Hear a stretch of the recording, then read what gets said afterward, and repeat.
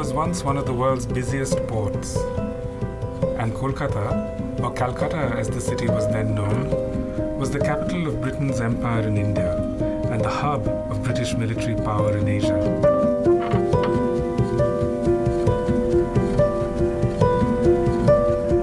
Calcutta is the point of departure for many of the voyages of the Ibis Trilogy.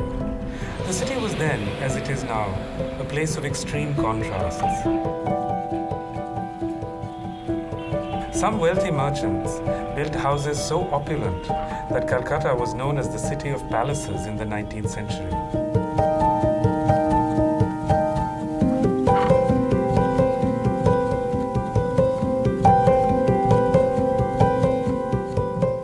But the poor and destitute also flocked to the city in great numbers to seek a meager living.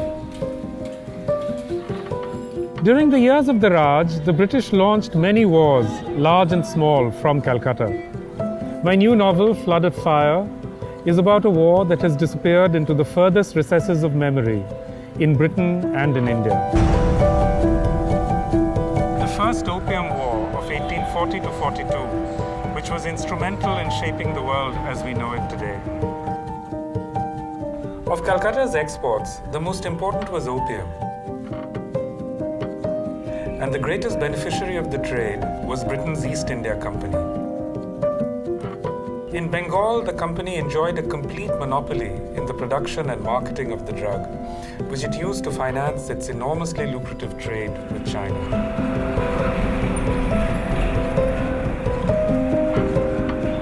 The building in which the East India Company usually held its opium auctions was probably at this location.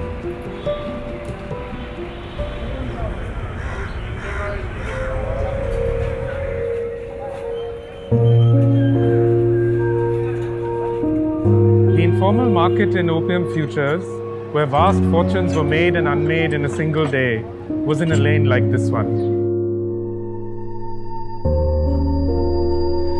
The chief market for the East India Company's opium was China, which meant that a large fleet of ships shuttled constantly between Calcutta and Guangzhou, or Canton as it was known to Europeans. This connection brought many Chinese sailors, traders, and artisans to Calcutta, and by the late 18th century, there was a thriving Chinese quarter in the city. In today's Kolkata, the Chinese community has dwindled to a couple of thousand residents, yet traces of its past prosperity can still be seen in its temples and meeting places. A few members of this community figure in River of Smoke, the second book in the Ibis Trilogy. We meet them again in Flood of Fire.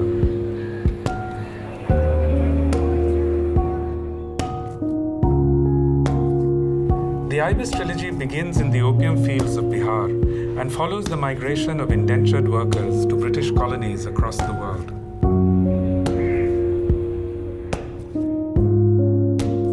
In this book, several characters from Sea of Poppies, Zachary Reed, a young American sailor, Neil Ratan Haldar, the former Raja of Raskhali, and Jodu, a young Muslim boatman, cross paths with Havildar Kesri Singh, who is one of the 4,000 soldiers who traveled to China to fight in the First Opium. From the other end of the main deck, Kesri drank in the sights of the receding city, the temples, the houses, the trees, as if he was seeing them for the last time.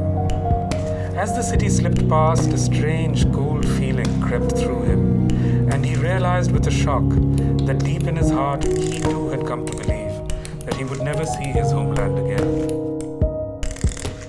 One of the things I wanted to convey when I started writing the Ibis Trilogy was an aspect of Indian life in which stories and shared histories and memories connect generations over periods of decades and centuries. That's been the texture of my life. Knitting together generations through their shared stories, the Ibis Trilogy links the destinies of Calcutta and Guangzhou, India and China, a history of mutual destruction from which they're only now beginning to